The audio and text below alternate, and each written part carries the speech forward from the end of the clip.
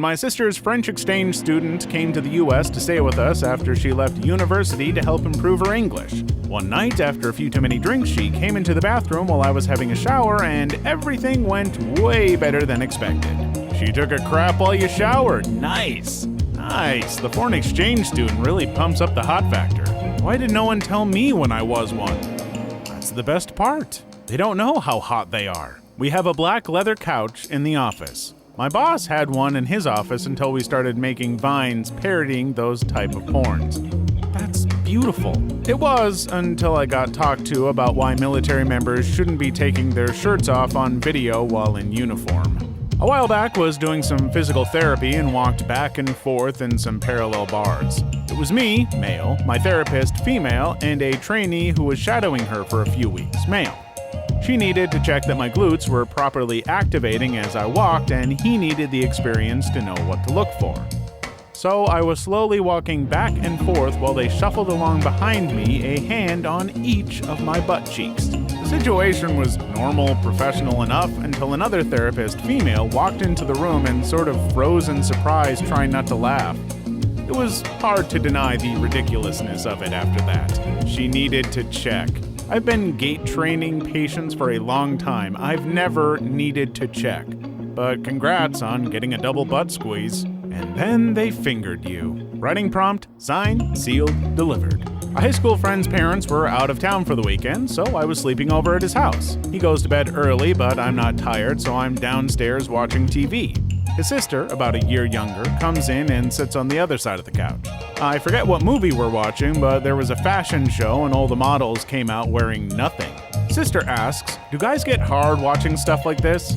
I wasn't, but started when she asked. I was still not exactly a confident high schooler, but she was cute and I felt relaxed around her, so I said something like, "Sometimes, depends, why, do you get wet?"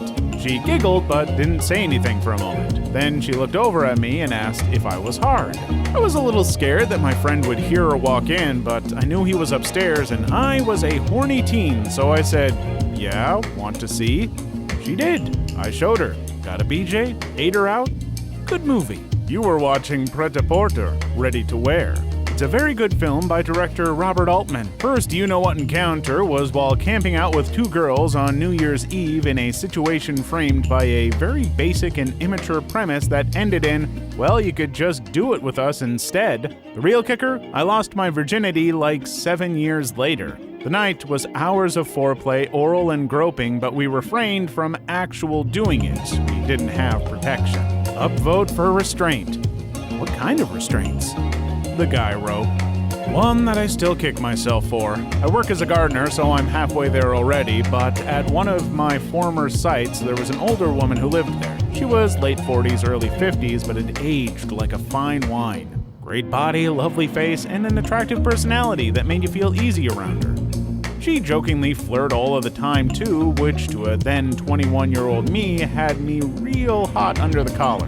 One day I was using some rope for a job when she asked if I could help her move something heavy in her apartment. Me, being the guy I am, agreed, so I went into her apartment with the rope still in hand. Moved the stuff for her and she took notice of my rope, crossed her wrists over and said, "Oh, is that for me, sir?" or something like that, whilst giving me now what I know as the look.